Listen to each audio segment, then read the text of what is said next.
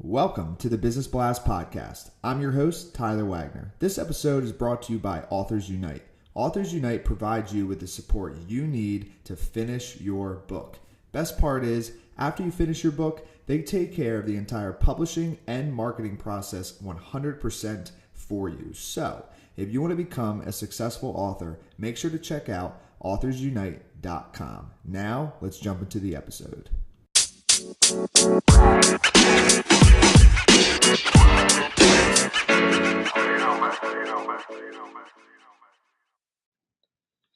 All right, everyone. Welcome back to another episode of the Business Blast Podcast. I'm your host, Tyler Wagner. Today, I have a good friend of mine, Andrew Gottlieb. He is the founder of No Typical Moments. So welcome to the show, man. Thanks for having me, Tyler. Of course, brother. Pumped to have you here. We'll jump into the first one. The first question I have for you, Andrew, is what is the best story from your life that has an underlying valuable message? The best story. I would say a story I like to tell around what really ingrained some personality traits in me was when I was in elementary school. I grew up as a really small kid. So even if you flash forward to high school, it wasn't until my junior year of high school that I was above 5 feet and 100 pounds. So really tiny kid. So in elementary school, you can imagine how much tinier I was than everyone else. And this was always interesting for me playing competitive soccer growing up. And in the 5th grade, if you've ever played soccer, anyone who's listening has ever played, you know that 5th grade is when you start to go from your local community organizations to what's called cup soccer, which gets a lot more competitive. You have tryouts. Not everyone makes it from that big jump. Maybe like 10% of kids actually are good enough to play cup soccer. And I remember in the 5th grade being rejected from the team I always wanted to be on called the North Stars. And all of my friends made the team. I didn't. And the coach told me it was because I was too small. And so that instilled in me kind of this attitude of like, don't tell me what to do. I can overcome this. And I had to work really, really hard throughout that entire winter so I could retry back out for the team in the spring when trials were happening. It really focused on how can I advance other elements of my game to compensate for this huge lack of height and weight that I didn't possess. So I learned that I needed to become quicker than everyone else. I needed to become faster. I needed to use my intelligence. I needed to be more aggressive, and it created a more well-rounded player because of that hardship I dealt with. And what was later known is that I actually had human growth hormone deficiency as a kid. So it wasn't just that I was a late bloomer and late to the puberty track. It was I had a deficiency growing up where I had to inject human growth hormone into myself every night for about 3 years. That wasn't diagnosed for a couple years later, which is why I had that growth spurt between my sophomore and junior year of high school. Wow. Okay. And how like between your sophomore and junior year, like how much did you grow? Like how dramatic was it? Well, what was interesting is that some people shoot up like a foot in a year. For me, it actually just got me on like a healthy kind of 2 to 3 inches a year growth spurt. Oh, okay. So more kind of like natural. Okay. Yeah. A foot in a year, man. Woo! That'd be fun. So awesome, man. Thanks for sharing that with us. The next one I have for you is what is the most valuable piece of information we should know that's within your expertise or industry? So within the domain of no typical moments, I would say our bread and butter is Facebook advertising for personal growth thought leaders and experts. So how can you leverage the power of Facebook ads to develop leads and sales for your business? Okay, and like if you were to give, so actually it can lead into the next question. So like if you were to give like a piece of advice for that, like how like do you have any like secret sauce with Facebook ads? Like I think a lot of our listeners want to know like how to make their Facebook ads more profitable. Some of them probably have tried Facebook ads and they're like convinced that they don't work. So obviously you know that they do. So do you have any like tips on just like making people's Facebook ads better? Yeah, I would say there's a couple of layers to that. I would say one is that I do a lot of sales for organization, and people has really terrible expectations of what Facebook ads can do. Um, Before the show, we're talking about how our organization works with Eckhart Tolle and a handful of other New York Times bestsellers. So when you're working with an organization that big, it's really easy to produce great results because they have usually hundreds of thousands of Facebook fans. They have an email list that you can retarget to. They have website traffic. And we can come in and deliver pretty quickly. If you're a new brand to the marketplace that has never effectively utilized Facebook ads, first you need to make sure Facebook ads is actually the right platform for you, as it could be Google, it could be LinkedIn. But say you're a consumer good, like a online course or program, you need to have the expectation that this is an experiment to understand what combination of Facebook ad graphics, targeting, copy is actually working. And then there's a whole other part of this equation is what's your actual sales funnel look like, and have people actually ever purchased with your funnel before. So one of the things that we like to see before someone comes to us is that someone has paying customers. They've launched this to maybe their internal list and they've had some sales come through. Maybe they've been leveraging affiliates and they've seen sales come through. If this is your first time doing all of this, you need to have the expectation that this is an experiment to see what is and is not working. And if it's not in your marketing budget, you need to figure out how to do this yourself, or you just shouldn't be in the game. Is as simple as that.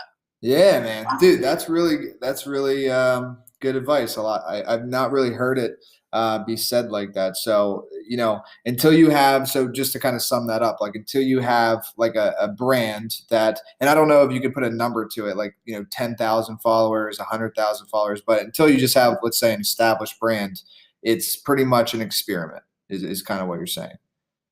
Right. I mean, I love it when people come to us, even with some of our larger clients, they launch stuff internal to make sure it's converting, even through cold traffic. Then they come to us and saying, hey, take this to the next level.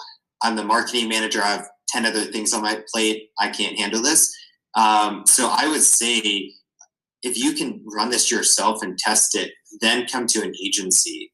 I think that's the most ideal thing to be doing, because you shouldn't be hedging your bet against the agency that they're going to make your money back in 90 days when you've never done anything online before.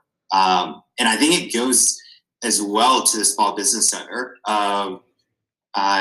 You're in the early stages of growing your business. You're kind of the jack of all trades, and you have two options. You either learn how to do this yourself. If you hire an agency, I guess three options. You learn how to do it yourself, get some results, hire an agency and take the risk of spending probably at least $10,000 plus dollars. They're going to hit it out of the ballpark the first try, or you just don't do it. So I've become just a lot more direct with small business owners, and kind of those are the three routes you have, and you just need to pick one and be confident in that direction. Yeah, man, dude, that's an awesome answer. I like that because I think, like, a lot of people that I personally work with, they're small business owners, and as you know, Andrew, we do a lot of books, and then we help people build their business off the back end, and we do Facebook ads and sales funnels as well.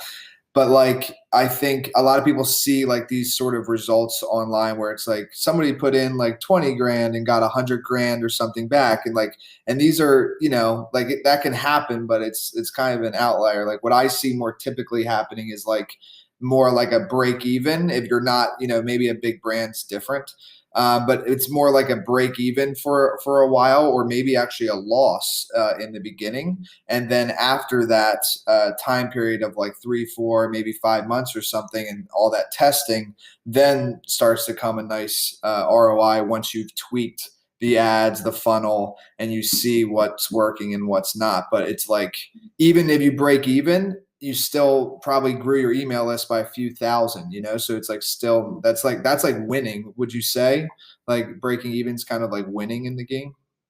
Yeah, I mean, after 90 days, if you're launching this for the first time, if you broke even, I would consider that a win for your business. Yeah, that's awesome. That's where those case studies can be misleading, because, okay, someone spent 20K and made 100, which is awesome and great job to them, but they also failed to tell you that they had a 100,000 person email list, and they ran ads to their email list, and that's how they got that. Or like, they get 100,000 unique visitors to their website per month, and all their strategy was a retargeting campaign to organic website traffic, which is amazing, and they should be bragging about that. But that's a huge difference between that and cold audience testing with Facebook ads. Got it. Mm-hmm.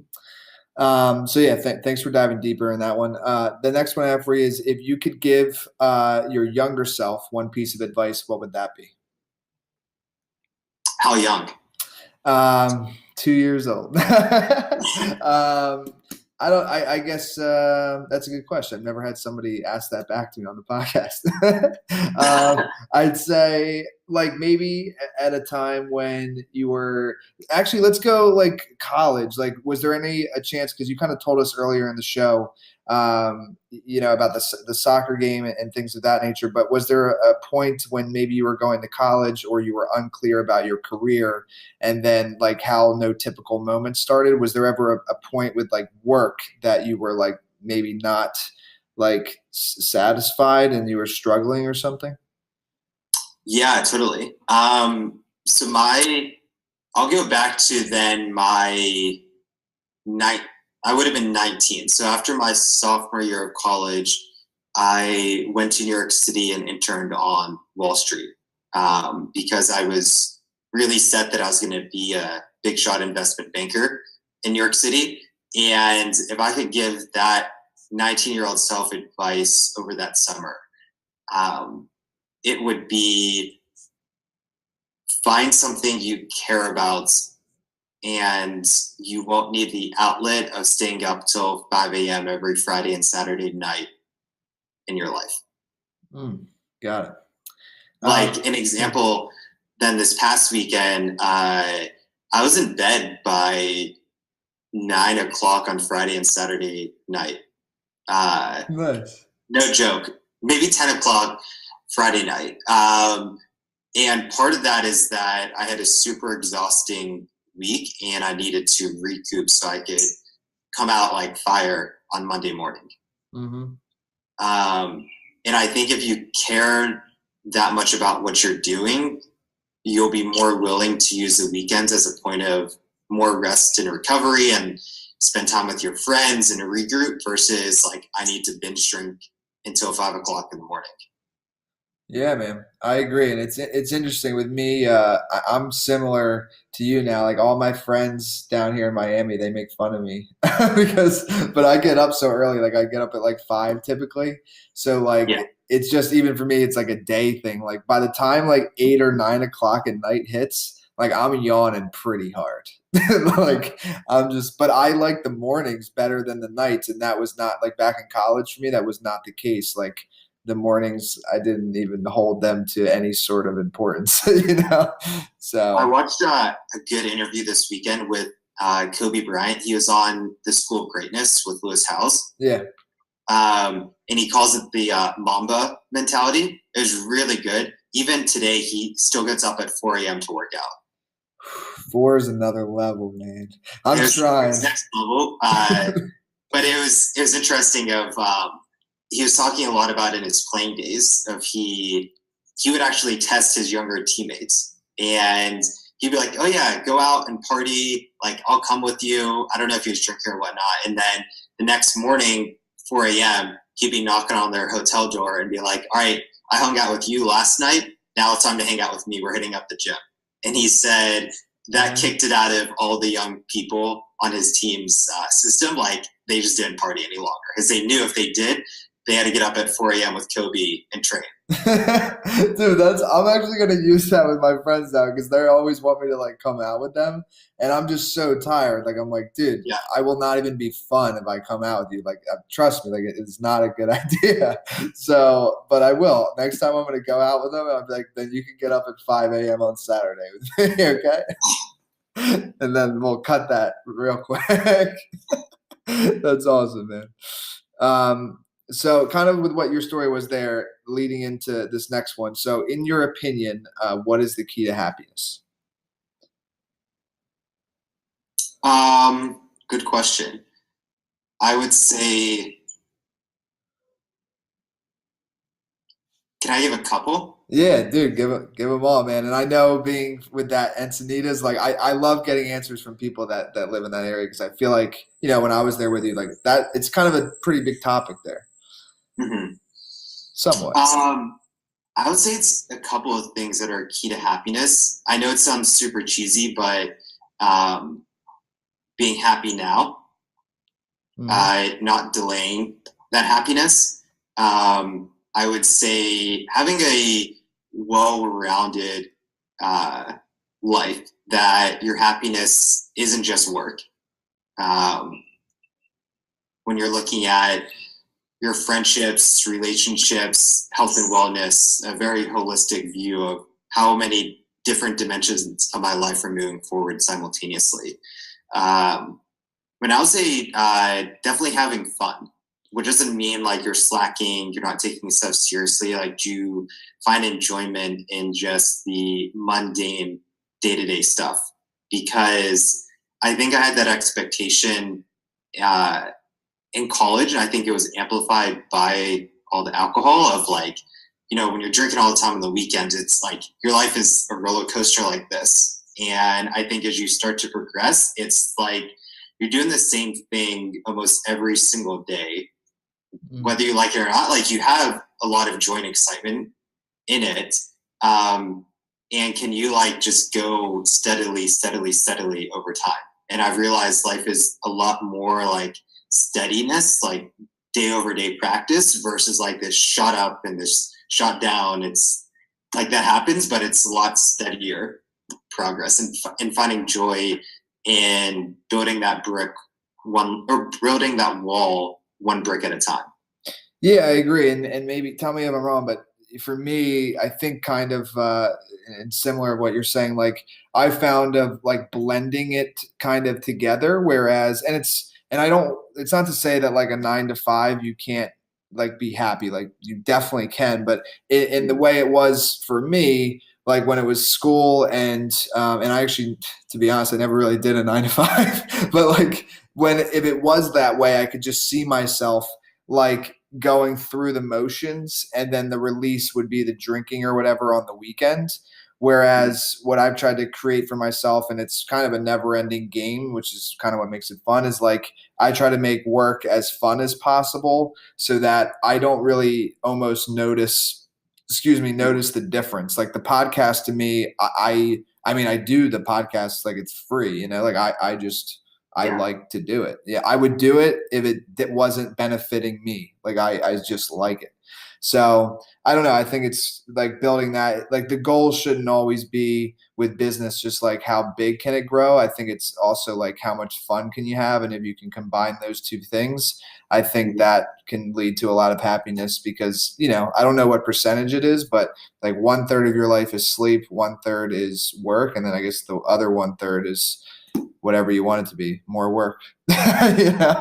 So I think combining them is important. I think a lot of people separate them, like they work at what they don't like to then have money to do things they do like. And I've just tried to combine them. So that's my story on that.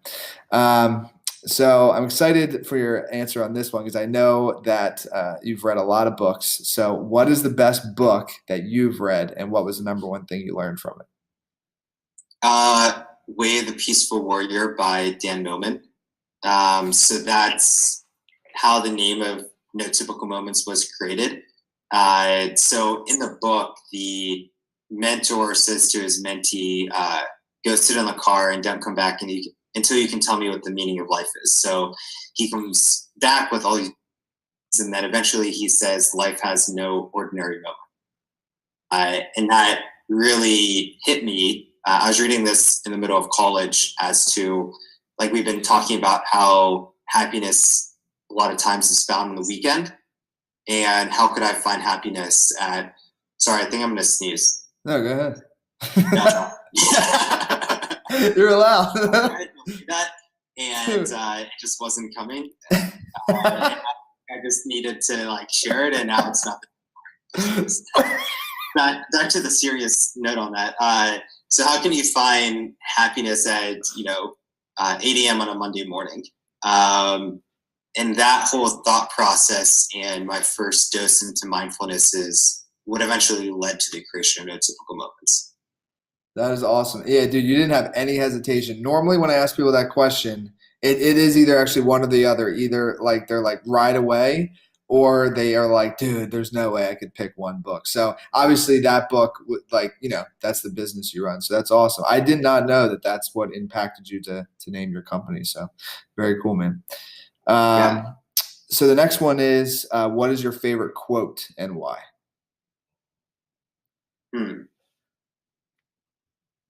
I have all these rap lyrics coming through my head right now, which aren't appropriate for this podcast. No, you're allowed to curse.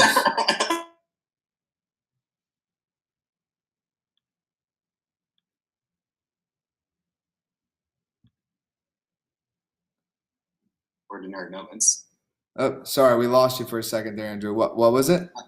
I think it goes back to my answer to the last question, which was what's my favorite book, which is the mentee says to his mentor, life has no ordinary moments.